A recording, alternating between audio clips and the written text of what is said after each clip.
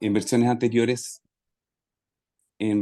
anteriores hemos tenido a la destacada profesora académica de la Universidad de Parsons, de New School, Mariana Matulo, también a Ezio Mancini, y la verdad que estamos muy contentos porque son eh, experiencias que nos han permitido compartir junto con una comunidad cada vez más creciente de personas en Chile y en América Latina acerca de la innovación pública y cómo, de alguna manera, introducir o ir incorporando estas nociones en el ámbito de la gestión, de el gobierno.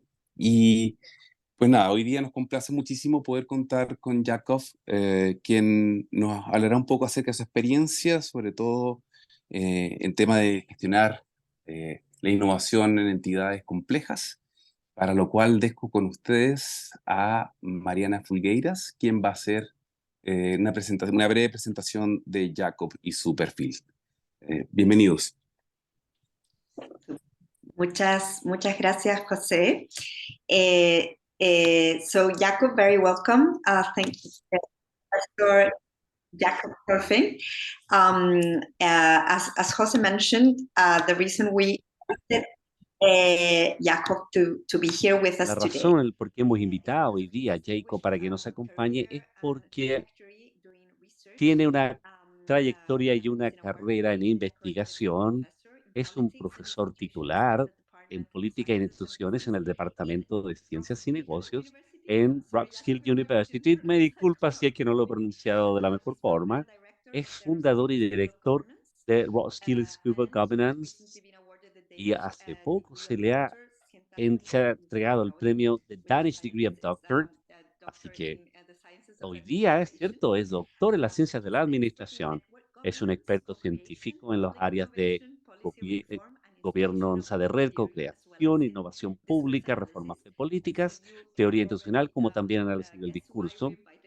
Así que ya tienes claro por qué te hemos invitado aquí, porque su trabajo ha sido de bastante utilidad para nosotros cuando nos hemos sentado en LIPA a conversar en cómo podemos colaborar y aprender mejor para poder hacer de la innovación algo más concreto y funcional, por suerte. Así es que, por eso, y gracias a eso, el trabajo del profesor ha sido bastante interesante, importante para nosotros y hemos reflexionado acerca de eso. Y mientras lo hemos hecho, hemos podido invitarte y él muy amablemente ha aceptado estar con nosotros, aceptó nuestra invitación para poder compartir alrededor de 35 minutos de sus experiencias en el aprendizaje colaborativo y el rol en el contexto de innovación pública y de gobierno público también un poco más ampliamente hablando. Muchas gracias, profesor, por acompañarnos. La lista de publicaciones que has hecho es bastante interesante y bastante extensa por lo demás, así que las vamos a compartir más adelante con las personas que se han conectado a este seminario.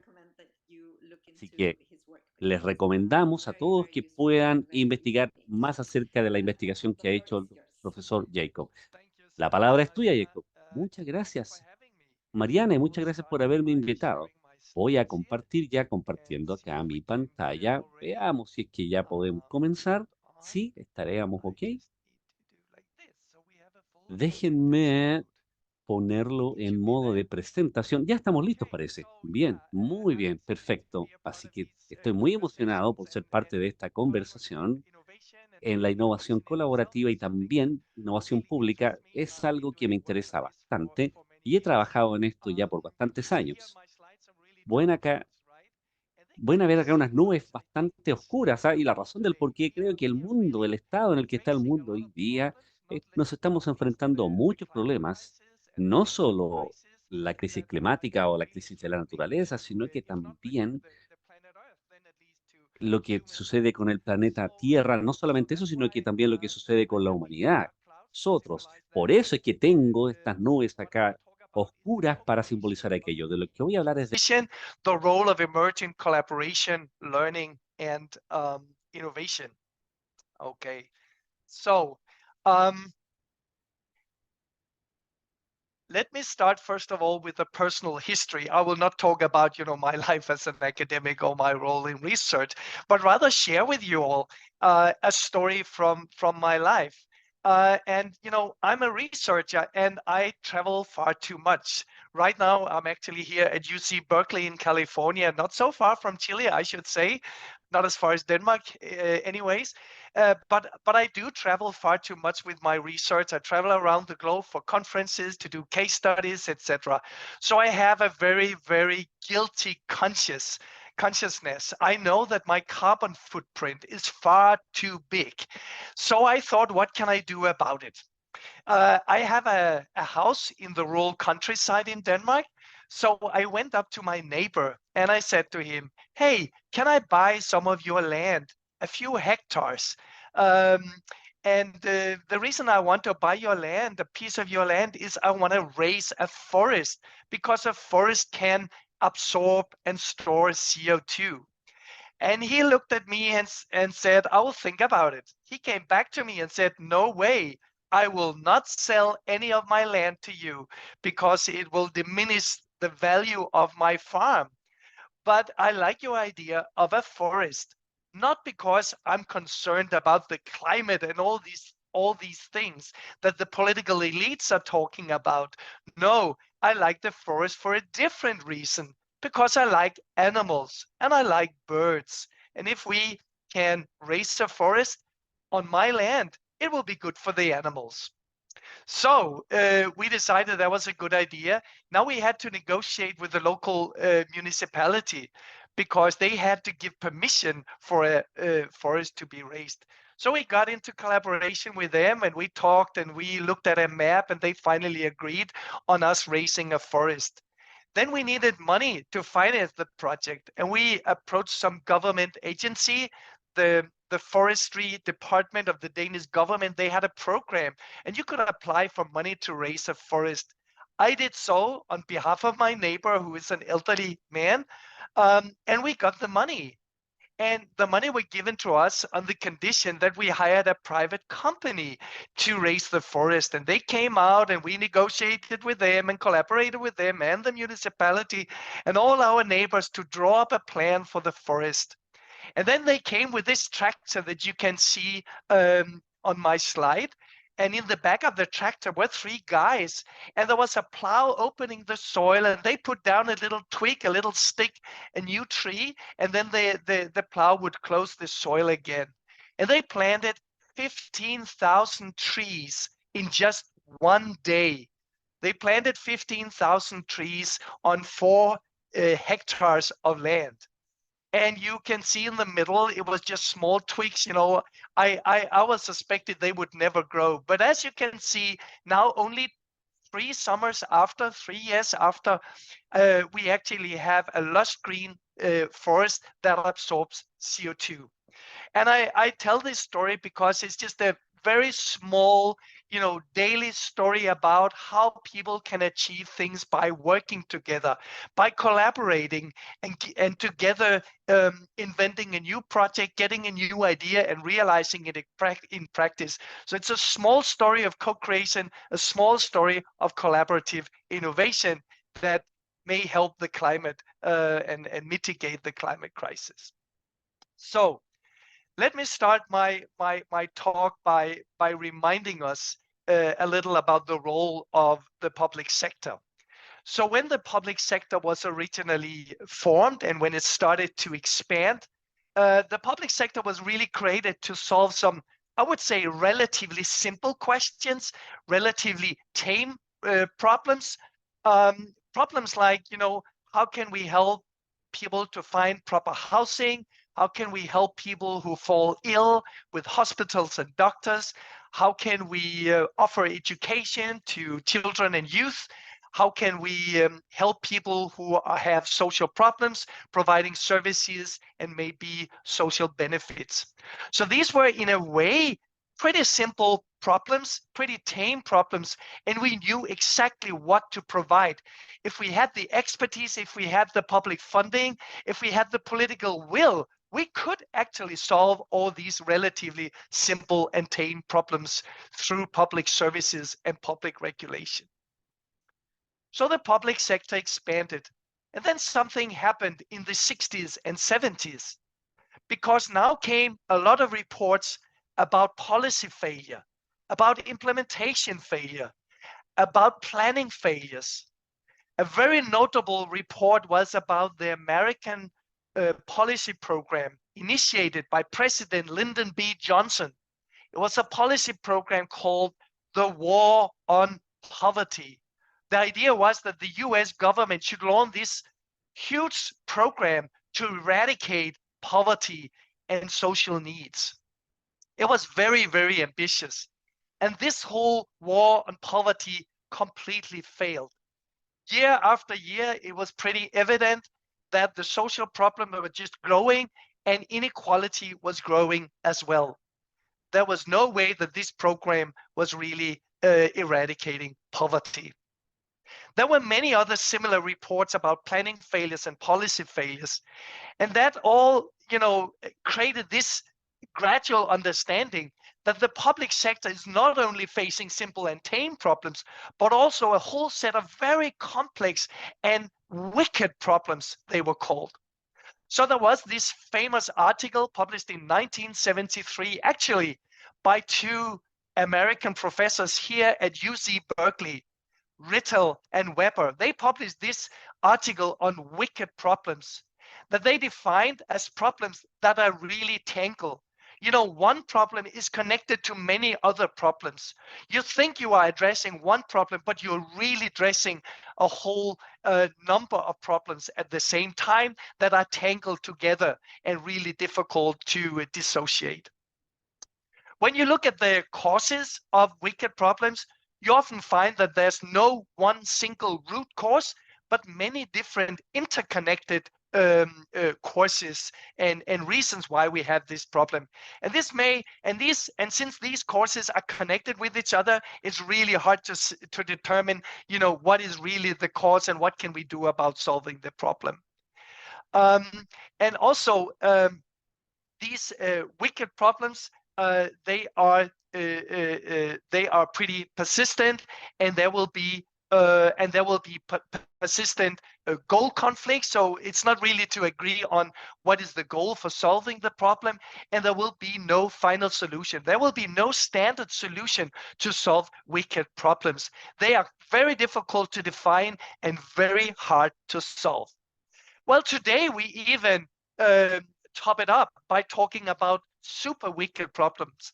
There's a new research on super wicked problems, and these are problems where time for solving the problems are running out, and problems where the decision makers cannot really affect the important societal decisions that creates the problems. And also, super wicked problems are problems where decision makers are more concerned about the short-term costs of solving the problems than the long-term negative consequences of not solving the problems. And I do think that the current nature and climate crisis are really a case in point. We are with the climate crisis very much in the situation of the famous frog put down in a pot of water, and then we fire up the water and we warm up the water, and the frog will not notice the warming up. It will just sit there in the pot until the water becomes so hot and boiling that it dies. So that's a pretty stark example of where we are right now with the climate crisis, where we are doing far too little and far too late, I would say. So the challenge with the wicked problem is that they cannot be really solved. There will not be one-time solution, not one size fits the all solution. What we can do, however, is to help relevant and affected actors affected by the problem, by wicked problems, to put a handle on the problem, to somehow define and conceptualize, what is really the challenge or problem here? Who's suffering from what, how, and when? And we can also help actors to develop a plausible solution space. Maybe not the perfect solution, but at least a number of good enough solutions to choose from. Hence, you could say that the immediate goal when trying to tackle or deal with wicked or super wicked problems. The immediate goal is to promote a focused and persistent search for solutions. That's all we can do in a way, at least in the beginning. And in this search, I would say that neither heroic hierarchical leadership nor market competition will do. We are often told by political leaders that they can solve all the problems we are facing in society, even the complex one. But often they cannot do that because hierarchical attempts to solve problems top down, they often fail to mobilize very important local knowledge. And they also fail to build ownership for new solutions. We saw that in France very recently, where the new President Macron, he wanted to be this modernizing, progressive president solving the climate problem. And what he did was that he, from one day to the other, wanted to raise the fuel taxes to make it more expensive to drive in your car, in a gas fuel car. But he had not had any consultations with anybody. He had not had any collaboration, not any discussions about this policy suggestion. So it just created a lot of opposition, a lot of resistance. There were actually violent uprisings in more than 35 cities around France. So that is the big problem with top-down, heroic leadership. It fails to mobilize local knowledge and build coalitions and build ownership for new solutions. And market competition does not offer a very good alternative, as some neoliberal commenters seem to believe. The problem with market competition as a problem-solving mechanism is that markets, with all the competition, also often prevents knowledge sharing. Those who compete with each other, they are not likely to share knowledge with each other. Instead, they waste a lot of precious resources on conflicts and rivalry with each other. There will be very little collaboration in market governance. So that's why research increasingly argues and shows that problems, wicked problems, super wicked problems, are really best defined and solutions best designed through collaboration by bringing together different public and private actors, for-profit and non-profit actors, civil society actors, lay actors, communities, neighborhoods, citizens, and even users. Bring all these actors together in the co-creation of solutions. That is a very viable strategy that is recommended by researchers all over the world of today. So co-creation is one of my key research areas. And I tend to define co-creation as a process when two or more public and private actors, when they collaborate to identify and define problems, and also design and implement innovative solutions. So this is important, and it means that co-creation has nothing to do with, consultation, where public government officials, they make consultation, when they have already developed a new solution, and then they want to ask citizens and local people, what do you think about this solution that we designed for you? No. Co-creation requires early involvement, early participation, and requires that a whole bunch of public and private actors that are relevant and affected by problems and solutions, that they come together early on to define and identify and define problems, and also design and implement innovative solutions. So there are two key words in co-creation: collaboration and innovation. And collaboration, I define here as a constructive management of difference that allows actors to find joint solutions to common problems. So the key point here is that we collaborate often with people who are different from ourselves. Why that? That is because we cannot learn so much from people who are very similar to us, to ourselves. So we tend to collaborate with people who have different views and ideas and experiences and different worldviews, who can, who are people we can learn from. And collaboration does not try to eliminate conflict and does not strive for unanimous consent. I think it's important to stress that collaboration is about, a constructive management of differences.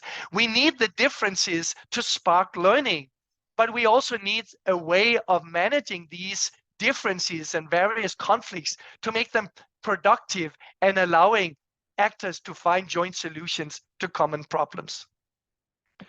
In co-creation, we use collaboration as a lever for sparking innovation. And innovation, I define here as the development, but also implementation of creative solutions that break with common wisdom and established practices in a certain area and context. So innovation does not require that you invent something that is completely new to the planet Earth. You can even steal with pride from other countries or other municipalities or other regions and copy and paste what they are doing. As long as something is new to a particular context, it will be innovative. That's at least what the literature will tell you. So I'm very interested in the link between collaboration and innovation. That's why I talk in my research about collaborative innovation. And this notion of collaborative innovation builds on the finding in research, which is that collaboration tends to spur innovation. Why is that? Well, that is often because when you collaborate with different actors, public and private, when they are in the room together, when they come together around the table, they often create a much more precise and nuanced understanding of the problem at hand. They will start to circulate new ideas, and they will negotiate and enrich the ideas with each other, and they will develop new solutions, and they may test them out in practice, and they will finally coordinate their implementation. And through all this collaboration, they will develop this very important joint ownership that will reduce implementation resistance. So there are lots of good reasons why collaboration tends to spur innovation. And even more importantly, for the current predicament, innovation is what we need to have green solutions that can save humankind from the nature crisis and the climate crisis. So in my book, Collaborative Innovation, that was published in 2016 with Georgetown University Press, in this book, I argued that learning is a key ingredient in all this. I argued that learning is in fact what enables collaboration to foster innovation. So learning is this secret ingredient without which we will not have collaborative innovation. So my argument is very, very simple. It's about what happens when you bring different actors together. And what often happens when you bring different or dissimilar actors together is that they start to interact with each other. They deliberate, they talk together, they exchange views and ideas. And in doing so, they tend to disturb each other's cognitive frames. Oh, what you're saying there. Oh, I never thought about that before. Oh, it's not how I see things. Oh, but help. Oh, maybe you're right. Maybe there's something about what you're saying. This is the kind of disturbance that often occurs when you have interaction between manifold actors. So actors who are interacting with each other, they will disturb each other's cognitive frames. And this disturbance that is created will trigger mutual learning, which in turn will spur innovation. That's at least how I see it. In this book, I also argue that access to information, to new information, is the kind of ground zero of learning. That's kind of the starting point. I guess it's very often we come across new information, new ideas, and we kind of go, oh, is that so? Can it really be like this? Oh, maybe we should try it here. So, that is a key kind of revelatory learning that begins from getting access to new innovation. However, it can be really challenging to extract relevant information from the constant flow of information that circles around in society at the local, global, national, global scale. It's challenging to extract knowledge from the constant flow of information and really to process it based on our own experience and intuition. Nevertheless, it's what we need to do. We need to open our eyes and ears to all the information and try to see if we can, take some information down and process it to learn from it. But speaking of learning, I think it's important not to reduce learning to a stimulus response model where new information just triggers new behavior. We hear about new things, we have new information, and then we jump to behave and act in new ways. This is far too simple to assume that. No, learning really requires reflection. It requires reflection on both empirical experiences and more theoretical experiences. So when we are talking then about collaborative arenas for co-creation, I think we should not only focus on learning, but really focus on collective learning. So what do I mean by collective learning? Collective learning is basically when we learn from interaction with each other.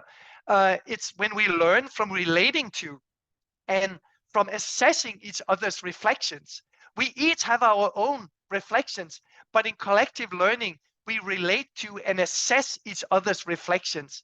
And perhaps we even act together and learn from that. Perhaps we even jointly develop and test prototypes and learn from that.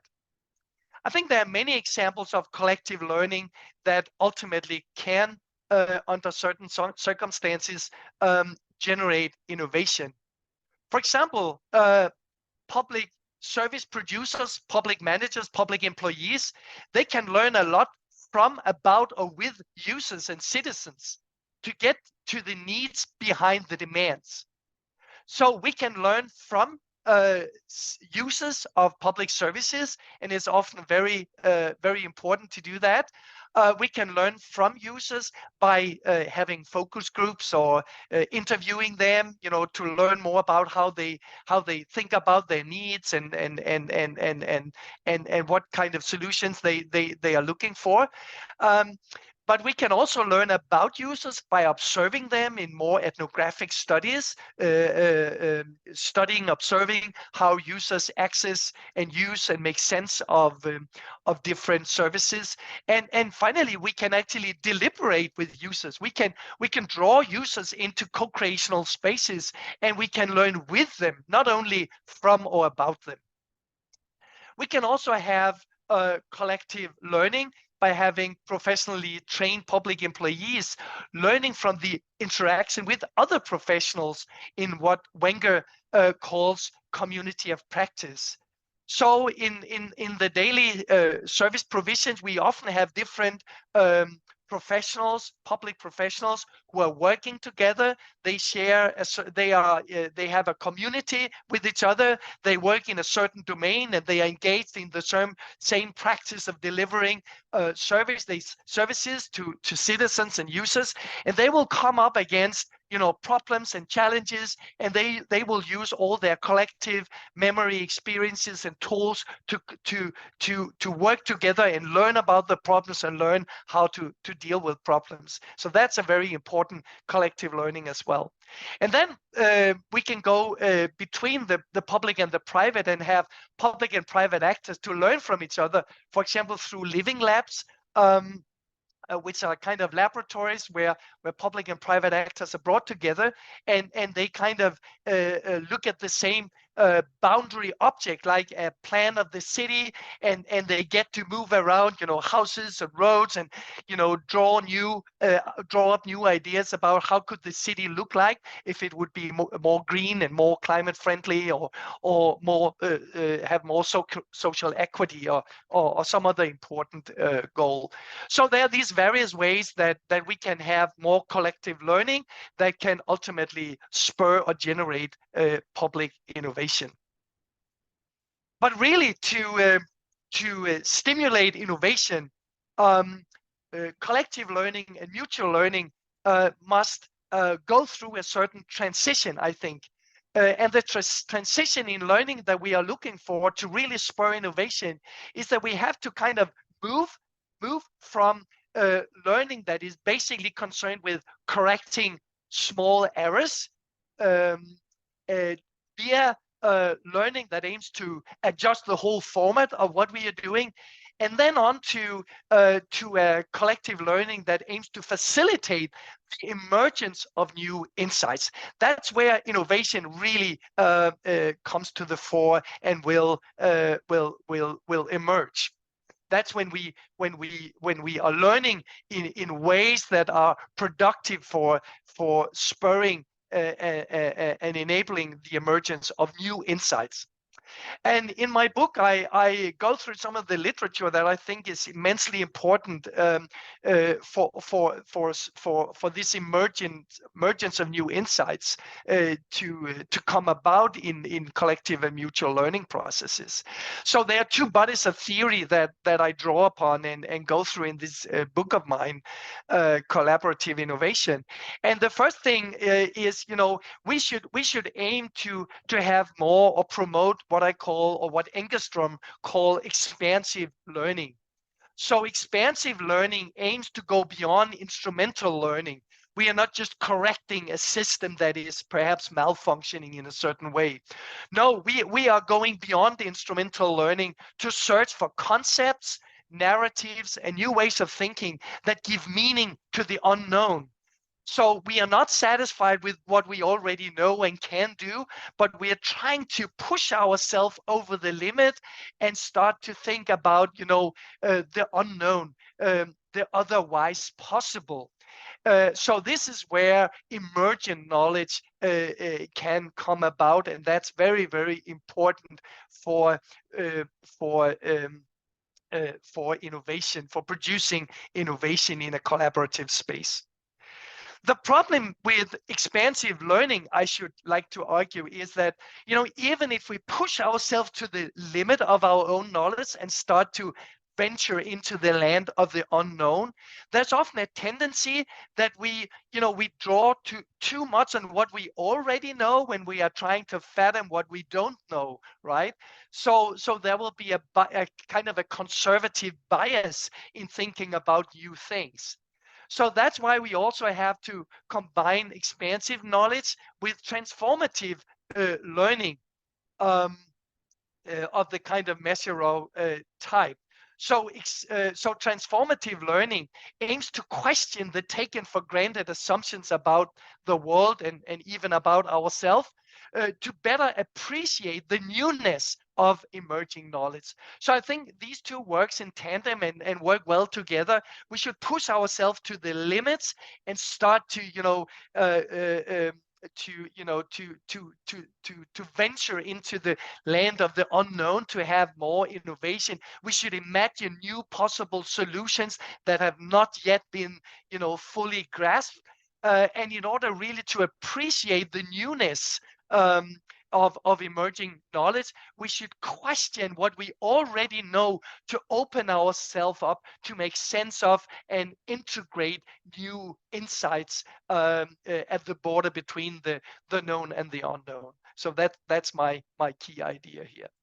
Yeah, and let me just here before finishing give you a little example of all this, just to make it all very concrete.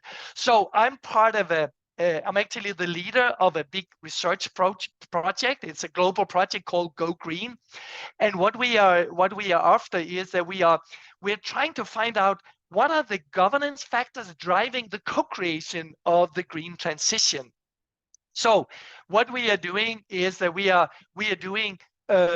conducting 37 case studies in 29 countries all around the world. So we are doing case studies in China, Japan, Australia, Thailand, Vietnam, Sri Lanka, Ghana, South Africa, Mexico, Brazil, the US, Canada, Jordan, Egypt, so many countries all around the world. And I was so lucky that I got to go to South Africa recently to do a wonderful case study. Well, it was a study of a wonderful case called the Dinkweyani Water Smart Project. So it's a project situated close to Kruger National Park in the north east of South Africa. So this Dingweyane Water Smart project was initiated by 3 NGOs, and it involves public as well as traditional authorities, local communities, local committees, farmers committees, irrigation committees, etc., local schools, farmers, etc., in the village of Piering, which is pretty small, around 5,000 people.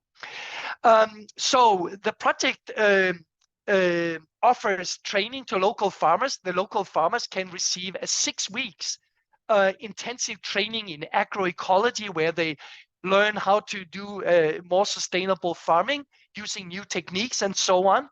And the best of the farmers who are trained in the best way and really get the new ideas, they are offered a so-called capex loan, a capital expenditure loan.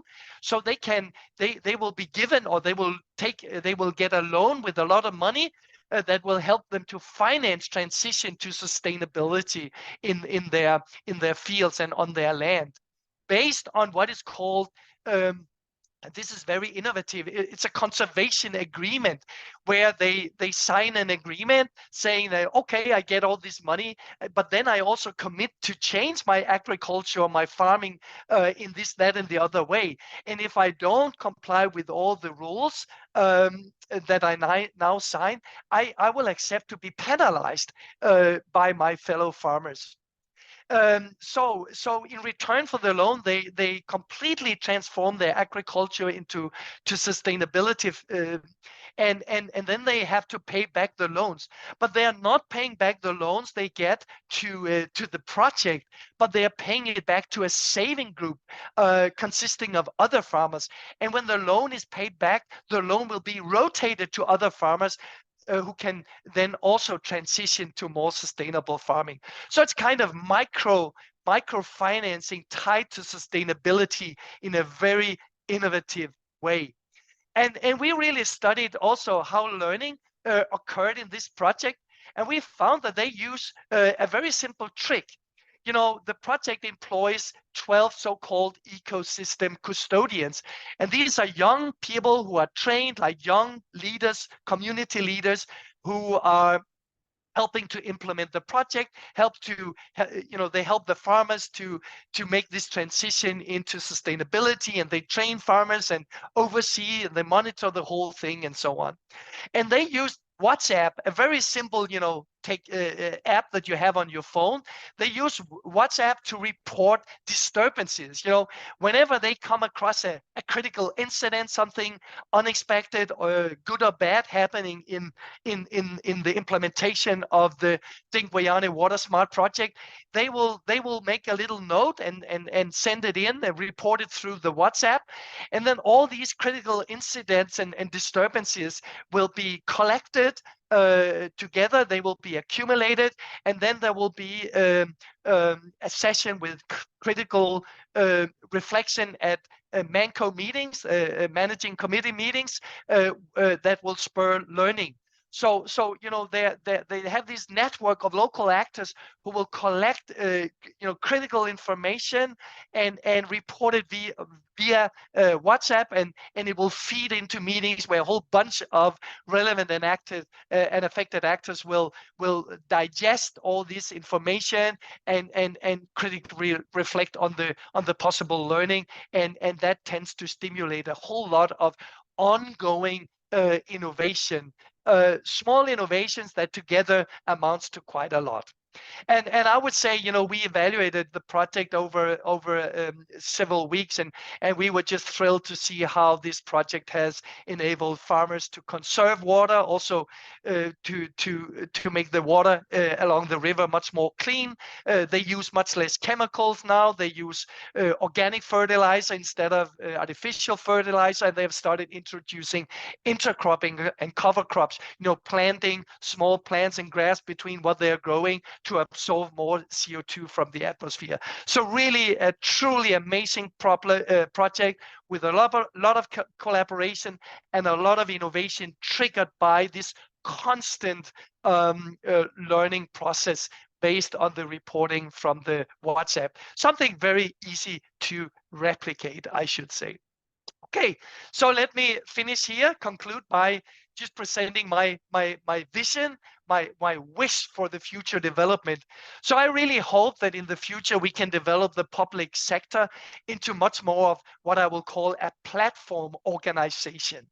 So what is a platform organization? Well, I think the public sector, instead of attempting to solve complex problems on its own, I think the public sector should become a space where it invites all kinds of relevant and affected actors from the private economy or from civil society to co-create solutions based on mutual learning. And I even do think, and that's part of my vision for the public sector and for the future, that civil society organizations may also lead the way and invite government to participate in society-led co-creation based on mutual learning. So I think we through a lot of changes and reforms, we can actually have a public sector or a system of governance that will be able to produce much more collaborative innovation based on both expansive and transformative learning. So that was all for me, but let me just finish with a little advertising here. It was just some of my books that would be helpful for you if you want to pursue some of those ideas. Just a brief introduction. We together with Chris Ansell from UC Berkeley and my colleague Eva Sorensen, I recently published this book, Co-Creation for Sustainability, and it's actually free of charge. It's published in golden open access, meaning that the whole book can be downloaded by everybody without paying anything. It's not protected by any wall or anything. And the whole book is about how to spur co-creation for sustainability. Some of these ideas are further explored in the two next books. And then I just wanted to flag my book on collaborative innovation in the public sector, which contain whole chapter on the role of learning for connecting collaboration with innovation. Yeah, I think that was all from me. Thank you very much for listening, all of you, and I'm looking forward to answer whatever question or comment you may have. I'll stop sharing now. Thank you, Jakob. That was so illuminating. Having read your book, Collaborative Innovation, I found you made such a good summary and so clearly present the main ideas behind the book, which, as I've said before, we found always very interesting and very applicable in order to explain. I find personally that a lot of the times people involved in public innovation don't have time to reflect on why things work and why they don't. You just kind of like caught up in the doing and not in the thinking about what you're doing and reflecting on what you're doing. So the whole conceptualization that you do about what works, what doesn't, how one can take learning as this key element in the innovation process has been very, very helpful. Thank you very much for that. I'm going to start with one question. Yes, Jakob? Sure. No, I just wanted to comment on what you just said. So here in Denmark and also with some international colleagues, we have started a movement about positive public administration. Right, it could be of interest to you guys.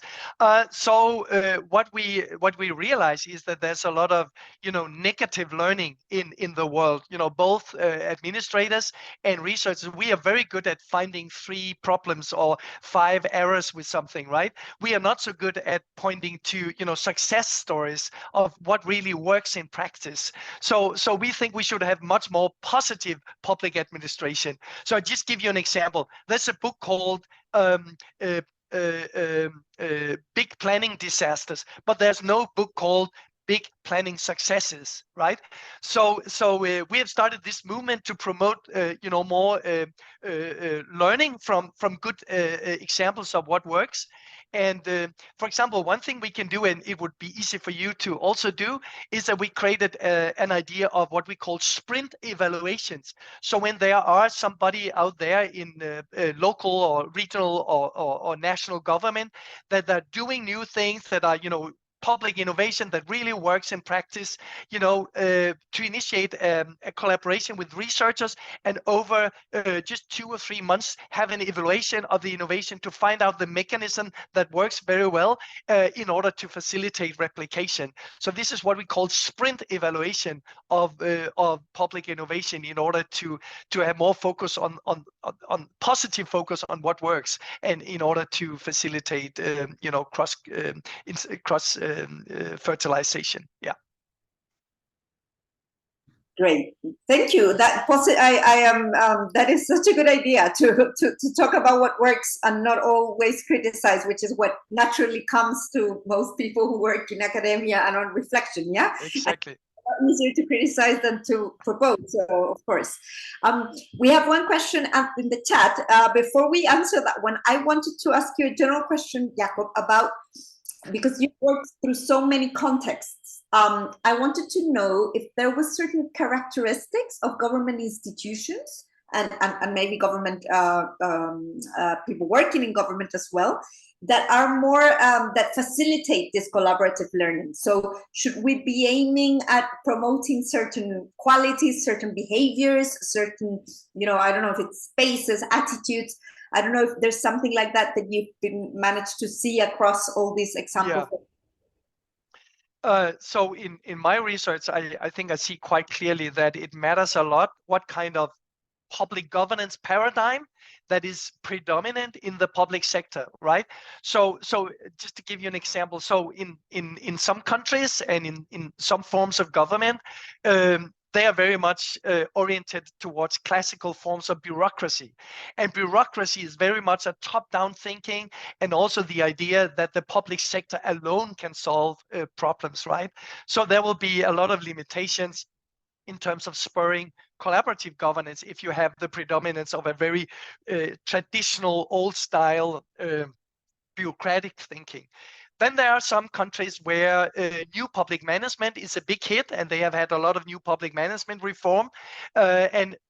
New public management is good in one way because it brings in private actors, but it's only kind of private business actors, right? That are, brought in through contracting out of services and so on. So it's a very limited form of collaboration.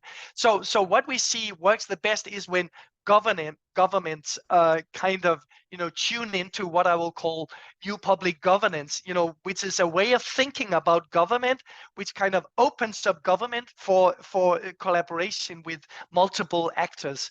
And a concrete way of doing that is to kind of start as a government to build platforms, platforms that, it can be physical hubs, or it can be digital platforms that make it easy to reach out and collaborate and communicate with a whole bunch of actors. So building collaborative platforms is something that is very, very important for governments if they want to stimulate and pursue more collaborative innovation. And this has led us to this is what I focus on in my current research with Eva Sørensen and Chris Ansel. We are talking about generative governance. So generative governance is about generating spaces and platforms and arenas and also techniques and methodologies and tools that kind of enable distributed actors to come together and interact with each other, learn from each other, and spur innovation. So I think that we are on to a whole new thinking about government, a much more open government that, instead of insisting to solve all problems by itself, opens up and say, hey, often there will be a lot of actors outside government who will have important knowledge and ideas and resources that can help us solve really wicked and complex problems. So I think, my starting point, my recommendation for government officials is to, start to ask this question: what kind of problem do I want to solve, and who can help me to solve it? By asking who can help me solve this problem, you can very often quickly draw up a list, and you will see that many of these actors on your list are not only them in your own office, but from other departments and even from outside the public sector. That is such a concrete way of starting or embarking on a path towards more collaborative innovation. Great, thank you. Jakob, we have one question in the chat from Rebecca, and with that we will be wrapping up because we want to be respectful of everyone's time, and especially yours. Rebecca asks about what would be the first step to start implementing collaborative innovation projects for a group of teachers who belong to a peer learning community. So how to make it happen in this group. So I think it connects with the question that I was asking before. Maybe if you have your thoughts about that. I will elaborate a bit on that. Yeah, so first of all, you have to start with really thinking about what is the problem or challenge that we want to focus on. What is really worrying us, or what do we want to, what is the wicked problem that we want to address. And then then you have to ask this question, as I said before, who can actually help us to solve this problem. And then you have to do a stakeholder analysis. So I think that is a very important initial step to kind of draw a map of the different actors that can somehow help you. And here it's important both to map those actors who are relevant because they have power, authority, resources, and the relevant actors are those who can actually make changes to the world. But you also have to map and include those actors who are affected and have a keen interest in solving the problem at hand. So what we often see is that the most kind of potent process is when you succeed to bring together and align the relevant and the affected actors, those who have the power to make changes and those who have a keen interest in making changes and solving the problems. If you only have one of those two groups on board, you will fail to produce a collaborative innovation. So I think stakeholder analysis is very, very important. And then you have to think, sometimes there will be too many stakeholders. You draw a long list of everybody who are relevant and affected, and it's a really long list. But then you have to think about in which phase of the innovation process is it most important to have different actors. This is what I call a process map. Some actors will be important in the initial phase where you are defining the problem. Some actors will be important to involve in the middle phase where you try to think up new solutions, and someone in the implementation phase or the evaluation phase, and so on. So not all the stakeholders, they don't have to be a part of the collaboration at the same time. So you may, juggle around with the actors to see which phase of the collaborative innovation process where they are most important to have on board. Yeah, and then I would just finish by saying, really getting quickly to the development and testing of prototypes is so important, because there's always the risk in collaborative innovation, and it becomes all talk and little walk, that people are talking and not really walking the talk. So get quickly to the point where you have developed and can test the prototype. The rapid feedback from prototyping is immensely important. It creates fast learning, and it will enable you to move on.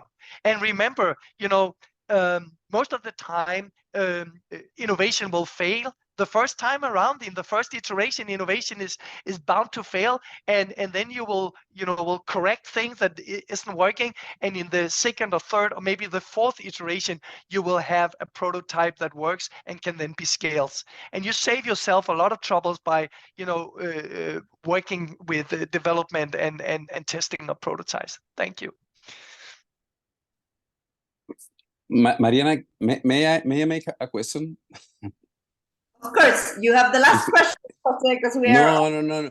Thank you very much, Jakob, for your super positive talk. Of course, collaborative innovation require a lot of trust, generosity, and a mindset or a willing to learn from others, and especially those who doesn't necessarily think equal than you. But of course, today we are living in a world where there's a lot of noise, a lot of polarization, where trust and generosity are not necessarily the most common thing you find in society. So how to overcome those issues, especially when there's a lot of noise, how open this collaborative process has to be in, for example, social networks, how to deal with all this very noisy and complicated world we are living. I think it's very good of you to ask about the role of trust, and trust is so there's so much variation in the amount of general trust and generalized trust around the world. I come from Denmark. It's a very trusting society. When you ask people, do you trust other people, 74% of all Danish people will say that they generally trust other people. The same number is 40 in the United States of America, and 2% in Colombia, I just recently saw. So the level of trust in societies around the world is really varying, and will create different conditions for collaboration and collaborative innovation. Another thing that is worrying is the high degree of polarization we see in current societies. We see it everywhere that people are antagonizing each other, and we see a lot of political polarization, not least here in the United States of America right Everywhere. now. Everywhere, right? But I'm still pretty confident that we will see a lot of collaborative innovation in the future, because many of these we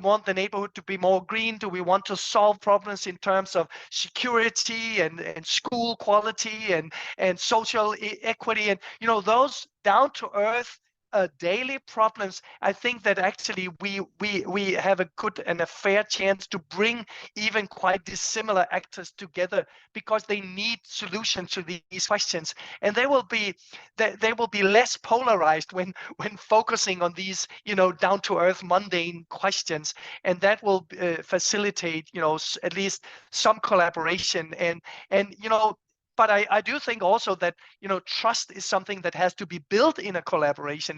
It's not there from day one.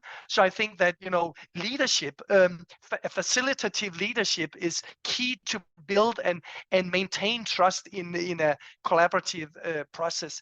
And we know from research that a couple of things about what builds trust, like if you make sure that the actors involved in a collaboration, they are together in informal social settings where they get to know each other, they will carry the trust they build, the social trust they build, they will carry that with them into when they sit around the table and negotiate solutions. So there are a lot of things you can do as a facilitative leader to build trust. And I think if you have facilitative leadership and a good focus on really down to earth mundane questions, I think we can have a good deal of collaborative innovation even in low trust countries. I will just finish by saying I've also recently did a case study in Vietnam, and you will know that Vietnam is an autocratic one-party state with secret police and everything. And I studied the most wonderful value chain collaboration, aiming to transition a whole province into sustainable coffee farming. And there were all these public and private actors and farmers involved, and NGOs and civil society organizations. They all managed to work even in a society where there's very little trust in government and a very autocratic regime. They managed to find each other in fruitful collaboration and produced a lot of innovation, a lot of green innovation that is promising for the world of today. Thank you, Jakob. Thank you so much for being here with us today. It's been a pleasure hearing you talk and sort of open the mind and hear also, as Jose was saying, some positive messages about things that can be done. So from the Public Innovation Lab here in Chile, we thank you very much.